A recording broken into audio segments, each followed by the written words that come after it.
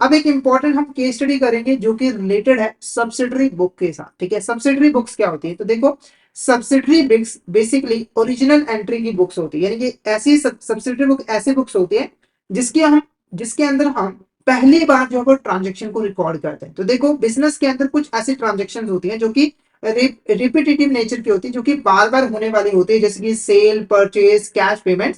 तो उसके लिए हमारी जो कंपनीज होती हैं वो एक सब्सिडरी बुक जो है वो मेंटेन कर लेती है, जैसे कि परचेज बुक उसने मेंटेन कर लिया है। ठीक है, अब परचेज से रिलेटेड जो भी यहाँ पर ट्रांजेक्शन है, जो क्रेडिट परचेज है, वो यहाँ पर सीधे इस बुक में जो है वो रिकॉर्ड कर लेगी, उसे दूसरे जर्नल में उसे रिकॉर्ड करने की जरूरत नहीं है, क्योंकि अगर वो परचेज की ट्रांजेक्शन जर्नल में रिकॉर्ड करेगी तो जर्नल बहुत बड़ी हो जाएगी, कॉम्प्लिकेटेड हमारे रिकॉर्ड्स हो जाएंगे। तो सिंप्लीफाई करने के लिए हमें पहले से पता है कि परचेज की ट्रांजेक्शन काफी ज्यादा होती है, तो हमने उसके लिए पहले से एक परचेज बुक बना लिया और जितनी भी क्रेडिट परचेज होती है वो उसको हम परचेज बुक में जो है रिकॉर्ड करते रहते हैं, और इसीलिए हम इसको स्पेशल जर्नल भी यहाँ पर कहते हैं। केस स्टडी देखो क्या है, subsidiary books are books of original entry, they are also known as special journal, it is used in accounting to record detailed information about specific type of transaction before they are posted to the journal एज। ठीक है, तो देखो, इस book के अंदर हम पहली बार ट्रांजैक्शन को रिकॉर्ड करते हैं, तो ये एक जर्नल के जैसे ही जो है वो काम करती है। उसके बाद हम इस ट्रांजेक्शन को जो है, जो पर्टिकुलर लेजर अकाउंट है उसके अंदर जो है वो पोस्ट कर देते हैं। ठीक है, ये जो बुक्स होती हैं वो रिकॉर्डिंग प्रोसेस को स्मूथ बनाने में काफी इंपॉर्टेंट रोल प्ले करती है, ताकि हमारे जो रिकॉर्ड्स है वो सिंपल रहे, एक्यूरेट रहे। ठीक है, और हमें डिटेल वे में ट्रांजेक्शन के बारे में इंफॉर्मेशन जो है वो मिल सके। अब यहाँ पर हम डिफरेंट क्वेश्चंस को जो है सॉल्व करेंगे। तो फर्स्ट क्वेश्चन देखो, which of the statement defines cash book? इसमें से कौन सी स्टेटमेंट है जो कि यहाँ पर कैश बुक को डिफाइन करती है? नॉर्मली देखो, आपको पता है कि कैश की ट्रांजेक्शन बहुत ज्यादा होते हैं, हर दूसरी ट्रांजेक्शन में कैश इन्वॉल्व होता है। तो हमारी जो कंपनीज होती है वो सेपरेटली यहाँ पर एक कैश बुक जो है वो मेंटेन कर लेती है, जिसके अंदर वो कैश से रिलेटेड जितनी भी ट्रांजेक्शन होती हैं उसको जो है वो रिकॉर्ड करती है। ठीक है, तो पहली स्टेटमेंट देखो, cash book is a book of prime entry in which all transaction related to cash and bank का रिकॉर्ड। देखो, कैश बुक के अंदर हम कैश की ट्रांजेक्शन और बैंक की ट्रांजेक्शन दोनों को ही रिकॉर्ड करते हैं।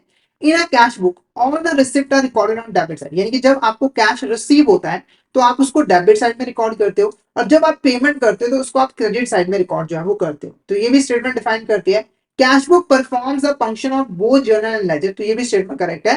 देखो, हमें ना कैश बुक जो है वो अकाउंट के फॉर्म में ही यहाँ पर प्रिपेयर करते हैं, यानी कि इस कैश बुक के अंदर एक डेबिट कॉलम होता है और क्रेडिट कॉलम होता है, जिसकी वजह से ये जो कैश बुक होता है ये जर्नल का भी फंक्शन परफॉर्म करता है, जिसके अंदर हम पहली बार ट्रांजेक्शन रिकॉर्ड करते हैं, और ये एक लेजर का भी फंक्शन जो है वो परफॉर्म करता है। तो ऑल ऑफ द अबव हमारा यहाँ पर क्या होगा, करेक्ट आंसर रहेगा, यानी कि ये सभी के सभी जो स्टेटमेंट्स हैं वो कैश बुक को अच्छे तरीके से जो है वो डिफाइन करते हैं। तो option D is the correct answer.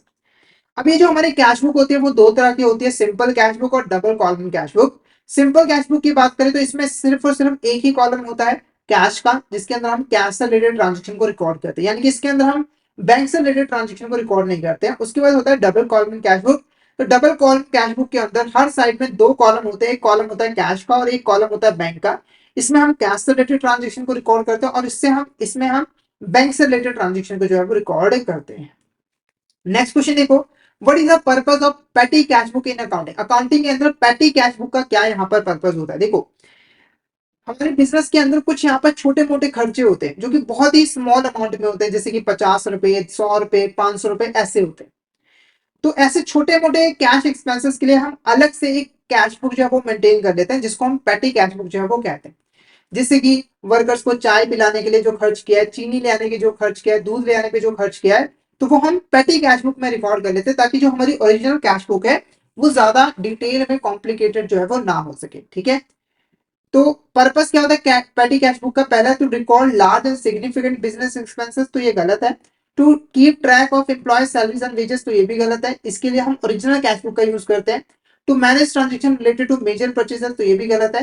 To record small cash expenses like postage and stationery, तो option D is the correct answer. ठीक है, तो पेटी कैश बुक का पर्पस क्या होता है कि हमारे जो स्मॉल कैश एक्सपेंसेस होते हैं, जैसे पोस्टेज पे खर्चा होगा, स्टेशनरी पे खर्चा हो गया, उसे यहाँ पर जो है रिकॉर्ड करना है। नेक्स्ट क्वेश्चन देखो, petty cash book is a book prepared by petty cashier for the purpose of recording payment of petty cash expenses.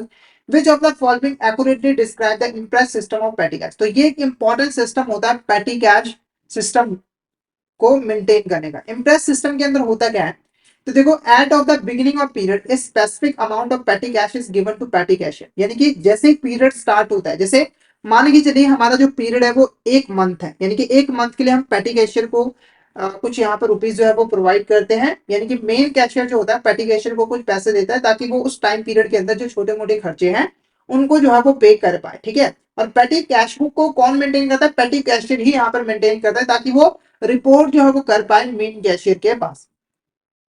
अभी जो eight the beginning of period amount दिया जाता है इसे हम कहते हैं इंटरेस्ट अमाउंट, जैसे बिगिनिंग में इसे 10,000 रुपए जो है वो दे दिए, उसके बाद एंड ऑफ द पीरियड जो टोटल अमाउंट यहाँ पर स्पेंड किया जाता है पेटी कैशियर के द्वारा उसको रीइंबर्स कर दिया जाता है। जैसे पेटी कैशियर ने 9,000 रुपए यहाँ पर खर्च कर दिए हैं, तो पेटी कैशियर को यहाँ पर 9,000 रुपए जो है वो दे दिए जाते हैं, और फिर से पीरियड की स्टार्टिंग में उसके बाद 10,000 रुपए जो है वो हो जाते हैं। यानी कि हमारे इम्प्रेस सिस्टम के अंदर जो है पीरियड के स्टार्टिंग में हमेशा एक फिक्स अमाउंट मेंटेन की जाती है, जो कि है यहाँ पर एग्जांपल में 10,000 रुपए। तो 10,000 रुपए दे दिए, पेटी कैशियर ने जो भी खर्च किया है, जितना पैसा उसने खर्च किया होता है वो उसे मेन कैशियर दे देता है, जिससे पीरियड के स्टार्टिंग में फिर से उसके पास उतने ही सेम अमाउंट जो है वो हो जाती है, 10,000 रुपए हो जाती है।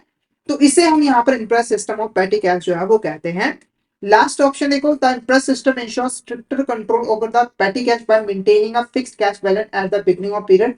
तो ये भी करेक्ट है, तो option D all of the above हमारा यहाँ पर करेक्ट आंसर है, all of the above is the correct answer. Next question देखो, which of this statement is correct regarding the purchase book, इसमें से कौन सी ऐसी स्टेटमेंट है जो कि परचेज बुक के रिगार्डिंग यहाँ पर करेक्ट है। पहला, purchase book is a subsidiary book. Purchase book क्या होता है, एक सब्सिडरी बुक होता है, बिल्कुल करेक्ट है।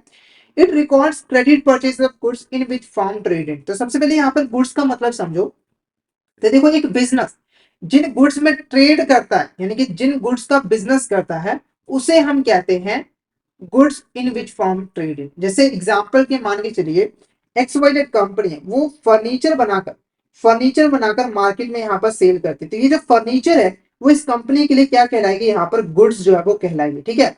और इन गुड्स को जो हम क्रेडिट पे परचेज करते हैं तब हम इसे जो है वो परचेज बुक में रिकॉर्ड करते हैं। यह ध्यान में रखिए कि परचेज बुक में सिर्फ और सिर्फ क्रेडिट परचेजेस, यानी कि जो हमने उधार में परचेजेस किए उसी को रिकॉर्ड किया जाता है। बाकी जो कैश परचेजेस हैं या फिर कोई एसेट को हम परचेज करें तो उसे हम परचेज बुक में रिकॉर्ड नहीं करते हैं। Purchase book is also known as invoice book and board book. तो ये भी स्टेटमेंट क्या है, बिल्कुल यहाँ पर करेक्ट है। तो option D is the correct answer, option D is the correct answer. अब अगर हम परचेज बुक और परचेज अकाउंट में डिफरेंस की बात करें तो देखो, परचेज बुक एक सब्सिडरी बुक है जिसके अंदर सिर्फ और सिर्फ हम क्रेडिट परचेजेस को यहाँ पर रिकॉर्ड करते हैं, और परचेज अकाउंट के अंदर हम चाहे कैश परचेजेस है गुड्स की या फिर कैश क्रेडिट परचेजेस है गुड्स की, उन दोनों को ही रिकॉर्ड करते हैं। पर ध्यान रखिए सिर्फ और सिर्फ गुड्स की परचेज को ही रिकॉर्ड करते हैं, एसेट की नहीं। ये हमारा एक जर्नल होता है, ये हमारा एक लेजर होता है, इसमें डेबिट क्रेडिट कॉलम नहीं होते हैं, इसमें डेबिट क्रेडिट कॉलम जो है वो होते हैं, और सिर्फ हम क्रेडिट परचेजेस को यहाँ पर रिकॉर्ड करते हैं, और यहाँ पर हम credit as well as cash purchases को भी रिकॉर्ड करते हैं। जब हमारी परचेज बुक प्रिपेयर हो जाती है तो लास्ट में जो बैलेंस होता है उसको हम आगे जाकर परचेज अकाउंट में ही जो है वो ट्रांसफर जो है वो कर देते हैं, और परचेज अकाउंट का जो बैलेंस होता है उसको हम आगे चलकर जो है ट्रेडिंग अकाउंट में जो है वो ट्रांसफर कर देते हैं, ठीक है। नेक्स्ट क्वेश्चन की बात करें, dash is a subsidiary book which record credit sales of goods and goods in which from traded, cash sales of goods and sale of asset are not recorded in this book. तो एक ऐसी subsidiary book जिसके अंदर जो भी हम credit sales करते हैं गुड्स की, जिसके अंदर हम ट्रेड करते हैं, उसको हम रिकॉर्ड करते हैं, और इसके अंदर हम कैश सेल्स ऑफ गुड्स को रिकॉर्ड नहीं करते और ना ही किसी एसेट की सेल को रिकॉर्ड करते हैं। ऑप्शन है sales book, option B sales return book, option C trial balance, या फिर ऑल ऑफ द। तो क्या होगा इसका करेक्ट आंसर, फटाफट से चैट बॉक्स में बता दीजिए इसका करेक्ट आंसर क्या होगा। तो इसका जो करेक्ट आंसर रहेगा वो रहेगा option D, all of the above is the correct answer. All of the above हमारे यहाँ पर करेक्ट आंसर जो है वो रहेगा। अगर हम सेल्स बुक और सेल्स अकाउंट में डिफरेंस की बात करें तो ये सब्सिडरी बुक है जिसके अंदर हम क्रेडिट सेल ऑफ गुड्स को जो है वो रिकॉर्ड करते हैं, और सेल्स अकाउंट के अंदर हम लोग जो सेलिंग ऑफ गुड्स है चाहे वो क्रेडिट पे है चाहे कैश पे, दोनों को ही रिकॉर्ड करते हैं। ये जर्नल का पार्ट होता है, ये लेजर का पार्ट होता है। इसमें सेल्स बुक में डेबिट और क्रेडिट कॉलम नहीं होते हैं, सेल्स अकाउंट में डेबिट और क्रेडिट कॉलम जो है वो होते हैं। सेल्स बुक के अंदर हम सिर्फ और सिर्फ क्रेडिट सेल्स को ही रिकॉर्ड करते हैं, और सेल्स अकाउंट के अंदर हम credit as well as cash sales को भी रिकॉर्ड करते हैं। बैलेंस की बात करें तो जो टोटल अमाउंट सेल्स बुक की होती है उसे हम लास्ट में सेल्स अकाउंट में जो है ट्रांसफर कर देते हैं, और जो सेल्स अकाउंट का बैलेंस होता है उसको हम ट्रेडिंग अकाउंट में जो है ट्रांसफर कर देते हैं। नेक्स्ट क्वेश्चन की बात करें, dash is a subsidiary book which records goods returned to supplier in which had purchased on credit, and this book does not record return on goods purchased on cash and return on any asset purchase। ठीक है, तो देखो एक ऐसी subsidiary book जिसके अंदर हमने जो भी क्रेडिट पे गुड्स परचेज किए थे उसकी जो रिटर्न हमने कर दी है उसको जो है रिकॉर्ड करते हैं। और इसके अंदर कोई भी कैश परचेजेस की रिटर्न को रिकॉर्ड नहीं किया जाता है, ना ही एसेट्स की रिटर्न को रिकॉर्ड किया जाता है। Sales return book, purchase return book, sales book या फिर परचेज बुक, तो क्या होगा इसका करेक्ट आंसर? तो इसका जो करेक्ट आंसर है वो है purchase return book is the correct answer. Sales return book यहाँ पर क्या होता है, तो देखो जब हम सेल्स करते हैं, अगर हमने कोई क्रेडिट सेल्स की है और कस्टमर ने हमें वो वापस कर दिया है तो वो जो सेल्स रिटर्न होती है उसको हम सेल्स रिटर्न बुक में रिकॉर्ड करते हैं। और ध्यान रखिए कि आपने अगर कैश सेल्स की हुई है या फिर आपने एसेट की सेल की हुई है और वो कस्टमर रिटर्न करे तो उसे आप सेल्स रिटर्न बुक में रिकॉर्ड नहीं